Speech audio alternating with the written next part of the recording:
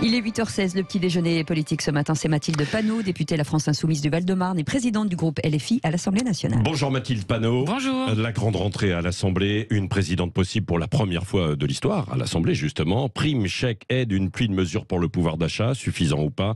L'Ukraine, l'OTAN, Conseil de guerre, quelques-unes des questions que nous allons voir ensemble. D'abord, Mathilde Panot, puisque vous attendez de pied ferme Elisabeth Borne à l'Assemblée avec votre groupe, j'aimerais bien sincèrement connaître votre avis sur la Première ministre, que vous avez évidemment rencontrée en tant que chef de file de LFI.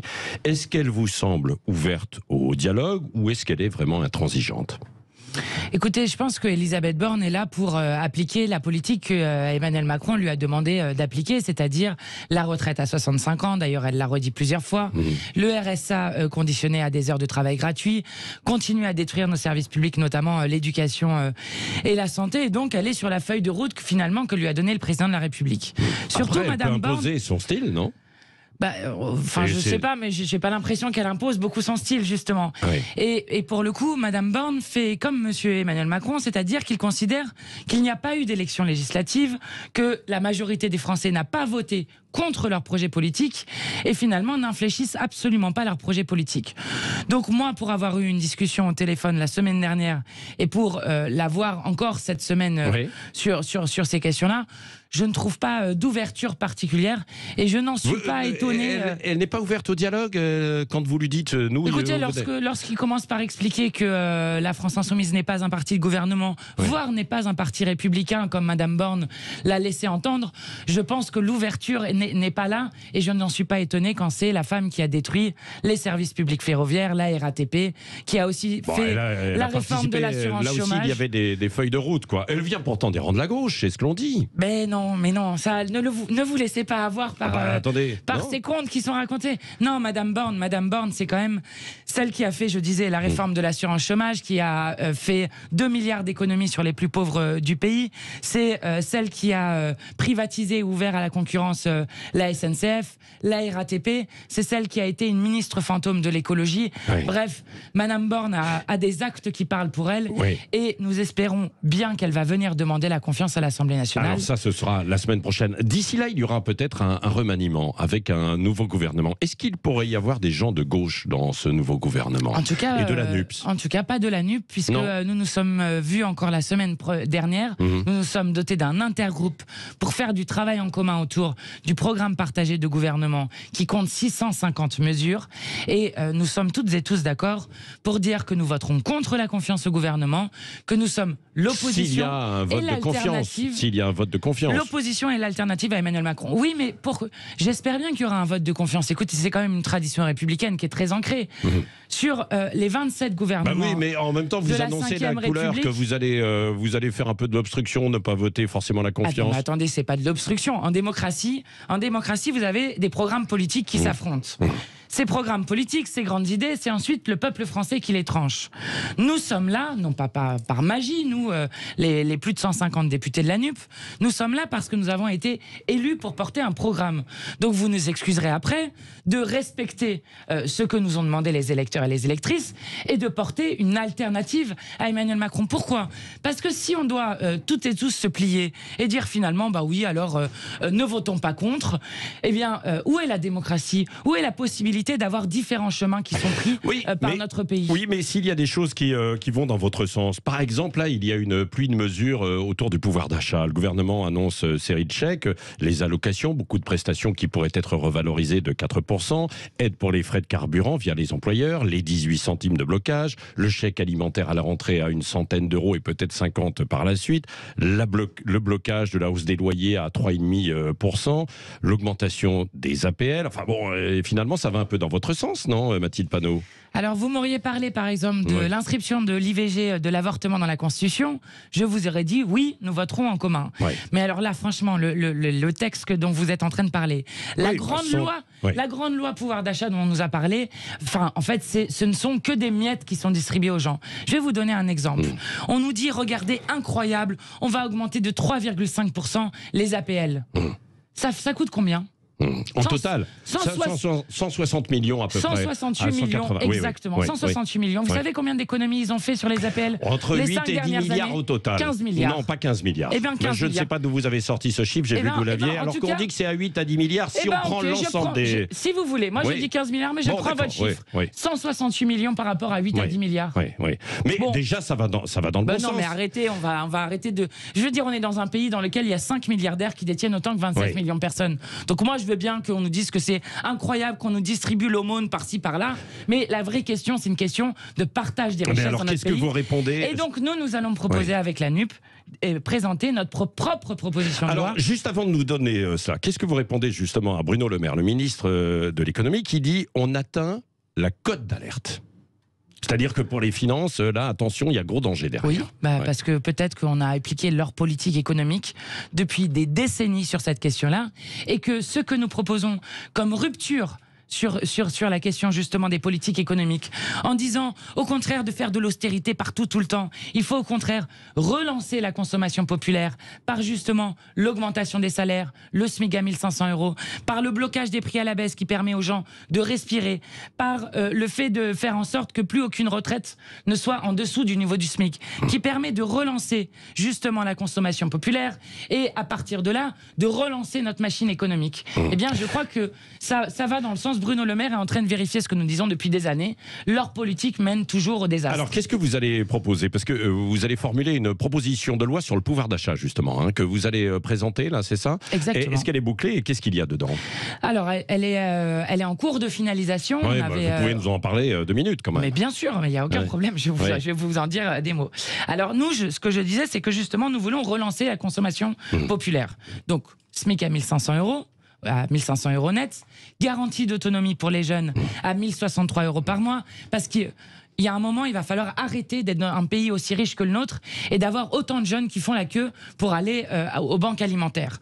Ensuite, je disais, aucune retraite sous le SMIC. Le blocage des prix à la baisse. Donc à 1500 €, parce que c'était 1000 €, là ce serait à 1500 €. Nous sommes à 1500 € net.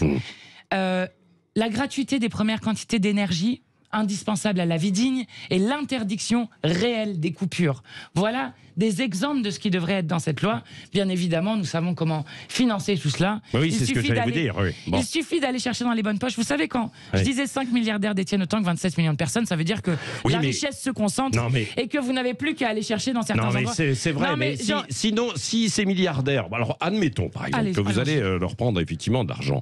Mais pour certains, ils n'investiront plus en France, ils partiront. Eh bien, nous ferons comme les États-Unis, qui, je crois, ne sont pas un pays soviétique. Nous mettrons en place l'impôt universel.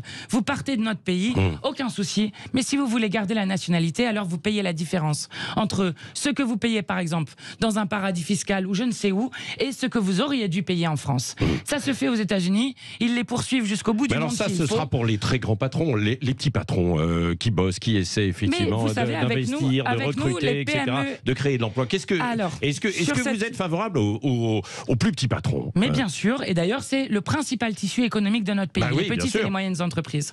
Nous avons dit plusieurs choses sur les petites et moyennes entreprises. Déjà que d'augmenter les salaires va permettre de créer la boucle vertueuse dont je parlais et va d'abord et avant tout revenir aux petites et moyennes entreprises du pays. Première des choses.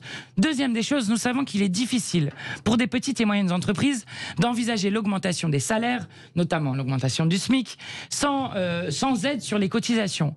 Donc nous créons un fonds inter-entreprises sur les cotisations. Troisième des choses, vous avez des petites et moyennes entreprises qui aujourd'hui sont plus taxées que des multinationales. Eh bien, nous ne sommes pas d'accord avec ça. Et donc, nous faut baisser l'impôt sur les sociétés, alors. Vous êtes d'accord, ça? L'augmenter sur les plus grosses. Oui. Voilà. Et le baisser pour les petites et moyennes, effectivement. Bon, mais vous voyez, nous aspirons toujours à gouverner. Nous sommes toujours là. Oui. Et si nous n'avons pas encore la majorité absolue à l'Assemblée nationale... Parlons de l'Assemblée nationale, Mathilde Panot. Vous êtes la chef de file de LFI. Yael Braun-Pivet devrait être élue aujourd'hui présidente de l'Assemblée nationale. Une première pour une femme. Vous allez lui réserver un bon accueil? Alors, nous aurons notre propre candidature, mais...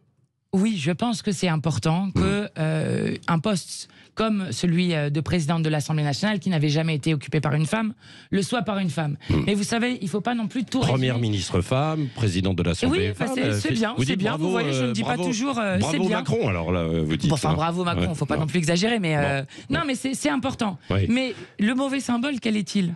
C'est que Madame Yaël Braun-Pivet est aussi celle qui est à la tête de la commission des lois, a enterré l'affaire Benalla. La commission d'enquête spécifique qui s'était fait au moment du scandale sur Benalla. Je trouve que pour quelqu'un qui a empêché l'Assemblée nationale d'aller au bout d'une enquête qui était menée par des parlementaires de tous qui avait bancs, été menée au c'est Sénat. quand même un mauvais signal sur cette question-là. Ouais. Et puis, j'ai un petit mot quand même pour nos compatriotes ultramarins qui l'auront vu seulement 36 jours à la tête du ministère des Outre-mer et qui contribuent à un certain mépris ou sentiment de mépris. Oui, mais on lui a proposé un autre poste. Oui, mais c'est toujours comme ça. Vous comprenez, le ministère des Outre-mer, alors on fait des grands mots comme ça pour dire que c'est une priorité, on va faire des choses d'urgence. Et puis à la fin, il n'y a rien du tout. Il va y avoir quelqu'un d'autre, peut-être. Vous avez des gens qui vivent dans des conditions en termes de pauvreté et de chômage qui sont juste inacceptables dans notre République, voire même sans eau. Oui, Mathilde Panot, à propos aussi encore de l'Assemblée nationale, la commission des finances, c'est demain normalement qu'aura lieu l'élection. À qui doit-il revenir ce poste? Alors évidemment, vous allez me dire à nous, la NUPS, sauf qu'il y en a d'autres qui disent c'est le plus gros groupe parti à l'Assemblée, donc c'est RN. Nous avons été élus sous l'étiquette de la NUP. Il y avait un candidat unique de la NUP par circonscription. Donc, certes, nous avons 4 groupes, mais nous avons un intergroupe de la NUP, justement, qui nous permet un travail commun. Et oui, nous sommes la première opposition, ce qui justifie que nous ayons la présidence de la Commission des finances. Et nous avons proposé Éric Coquerel comme président de cette commission des finances. Valérie Rabault, alors non, parce qu'elle était candidate aussi. Elle fait partie de la NUP. Valérie Rabault est elle a des compétences aussi en finance, quoi. Ah, bien sûr qu'il y a des compétences en finance, c'est une évidence, mais je pense et je trouve normal que la présidence de la Commission des finances revienne au plus gros groupe de la NUP, et c'est actuellement celui de la France Insoumise qui compte 75 membres. Donc ce sera Éric Coquerel. En tout cas, nous, on soutiendra sa candidature, évidemment, et je pense qu'il est important, et d'ailleurs j'ai entendu même Éric Woerth dire ça, qu'il s'inquiétait plus que la France Insoumise prenne la présidence de la Commission des finances que le RN, parce qu'il s'inquiétait que nous allions traquer les fraudeurs et les évadés fiscaux, et qu'il n'avait pas entendu ça de la part du Rassemblement national. Je lui donne raison, et nous allons faire notre travail correctement. Est-ce que vous avez entendu justement parler précisément de cette entente possible RN-LR? Écoutez, si cette entente avait lieu, ça serait quand même un mauvais signal sur des aspects. Alors, de ceux avec qui on parle, on nous jure que cette entente n'existe pas, mais à partir du moment où vous préférez le Rassemblement national à un candidat de la France Insoumise, je pense que ça serait l'aboutissement de ce qui est fait maintenant depuis plusieurs semaines, de renvoyer dos à dos la France Insoumise et le Rassemblement national. Et je crois que c'est extrêmement dangereux de faire croire que nous... Pourquoi dangereux? Parce qu'il y a bien des électeurs de la NUP qui sont allés vers le Rassemblement national et vice-versa, non? Non, mais c'est pas ça la question, en fait. Non, c'est pas ça la question. Nous ne sommes pas un parti de haine. Nous ne sommes pas un parti qui remettons en cause la manière démocratique dont nous organisons notre société. Nous voulons d'ailleurs plus de démocratie avec la 6ème République. Nous assimiler à des gens qui serions hors de la République. Nous assimiler à des gens du Rassemblement... Au sein de la République, non, ils respectent. Vous le dites. Non, mais bien sûr. Je vous remercie de le dire, mais il y en a qui ne sont pas d'accord avec vous. Et qui s'expriment fortement sur cette question-là. Et honnêtement, quand vous vous retrouvez avec 62 duels NUP contre Rassemblement national, et que la République En Marche, qui nous a fait des leçons à tout va sur ce qu'il fallait faire lorsque le Rassemblement national était au second tour, nous explique que finalement, ils ne peuvent pas choisir entre la NUP, la Nouvelle Union Populaire et le Rassemblement national. Ces gens devraient garder leurs leçons et arrêter de donner des leçons et des brevets de républicanisme. Il nous reste 2 minutes, Mathilde Panot. Le sommet de l'OTAN, Conseil de guerre aujourd'hui. Est-ce que vous êtes favorable à un renforcement des capacités militaires pour l'Ukraine ? Écoutez, c'est une question qui est compliquée parce que nous devons toujours tenir un fil. Le fil, c'est de ne pas devenir co-belligérant. Parce que si vous devenez co-belligérant, alors vous rentrez, nous, la France, une puissance nucléaire, ou avec l'Union européenne, nous rentrons en guerre avec la Russie, qui elle-même est une puissance nucléaire. Donc il faut faire très attention sur cette question-là. Évidemment que ce qui se passe en Ukraine ne peut pas être accepté d'aucune façon. D'abord parce que la Russie a agressé et a violé les frontières. Ensuite, parce que la Russie perpétue aujourd'hui, Monsieur Poutine, des crimes de guerre. Mais donc vous devez il faut aider quand même l'Ukraine et renforcer ses capacités militaires. Oui, mais je pense que la meilleure manière de sortir de cette situation, c'est d'avoir de la diplomatie sur cette question-là. Et notamment, nous avions proposé qu'il y ait une conférence à l'OSCE, qui est le cadre dans lequel tous les acteurs siègent. Il faut continuer de discuter. Mais oui, parce que sinon, on n'en sortira pas. Oui, une nouvelle plainte pour tentative de viol contre Damien Abad. Est-ce qu'il peut rester en place en tant que ministre? Je vais vous citer Madame Borne, 22 mai. Je peux vous assurer que s'il y a de nouveaux éléments, si la justice est à nouveau saisie, on tirera toutes les conséquences de cette décision. Donc, si on écoute Madame Borne, oui, bien sûr, Monsieur Abad doit démissionner. Je crois que lorsqu'il y a une plainte, rétorque par une plainte pour mais très calomnie. Bien. Mais vous savez, la présomption d'innocence existe. Hein, moi, je ne la nie pas. Mais je dis juste que lorsqu'il y a une plainte déposée et 3 personnes qui témoignent, il faut déjà écouter ce qui est dit. Il y a, on va dire, un faisceau de présomption quand même très fort. Et la deuxième des choses, c'est que vous avez un devoir d'exemplarité lorsque vous êtes ministre. Oui, évidemment, Monsieur Abad doit démissionner et ensuite, ça sera à la justice de trancher. Oui. Concernant Elisabeth Borne, puisqu'on en parle, elle va rester?